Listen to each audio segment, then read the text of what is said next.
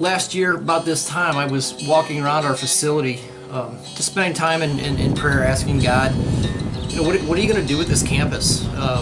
And one of the things that came to my mind, an obvious fact for sure is this is not your typical church facility.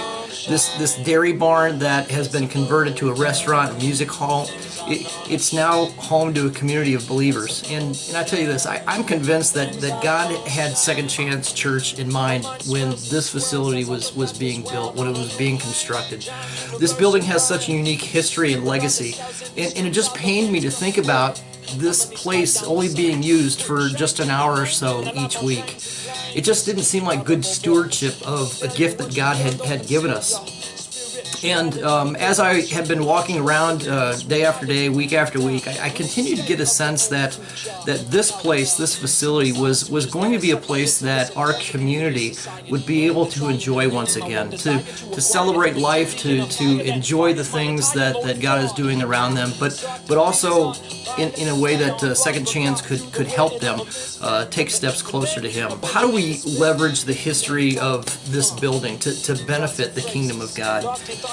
I imagine this facility being used all week long, this building being filled with people who are enjoying and celebrating life. And it's a place where we as a church could not only bless others with this gift of God, but also develop friendships with them. What church has really taken the time to position themselves to do it? And I think we have a great opportunity here at Second Chance Church to leverage the history of this building, to leverage the unique facility that we have through hospitality and service as individuals celebrate life events such as weddings, birthday parties, baby showers, family-friendly events, and even live music. And so here at Second Chance Church, we have been slowly moving toward realizing that vision. We've already held 2 family-friendly outreach events. We've hosted several baby showers and wedding showers. The facility is a meeting place for a recovery group each week. We've opened our doors to the Jack and Jill nonprofit so that they could host a Christmas party. And we've been partnering with Youth for Christ here in town to help them in allowing our building to be used as they develop a campus club at Richwoods High School.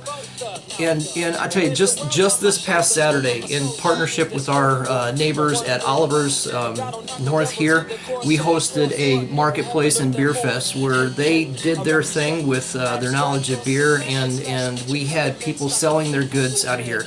And we had over 350 people attend that event. Many of them came through our building and toured our building as they were using our restrooms and got to meet our people. This past Monday night, Youth for Christ had an area-wide event in our building with over 100 students playing games and doing activities, singing songs, and hearing about the hope that Christ gives us. This Friday night, we'll be hosting another Stage 2 redo event as we are bringing live music back to this facility. And the original Ska's band will be playing contemporary tunes set to a big band format so that people can do some swing dancing. It's going to be a great night. And then Saturday night, a group from several churches have teamed up to offer a night of worship and reflection called The Upper Room. All 4 of these events have happened just in 1 week.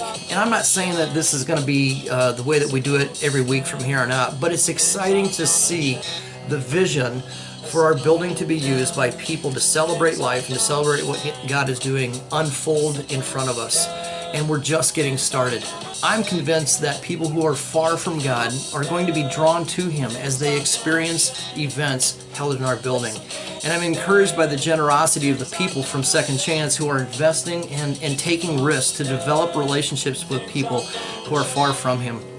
My prayer for this church as of late has been that as I walk around, that God would send us people to help us continue to become the church that He is calling us to be. If being a part of a community of believers who are willing to take a few risks for the good of the kingdom of God is something that's up your alley, then I invite you to join us as we help people find their way back to God. Come visit us on a Sunday if you're curious about what we do. Our services start at 10 o'clock, but I just wanted to share a little bit about what God has been doing here in the past year.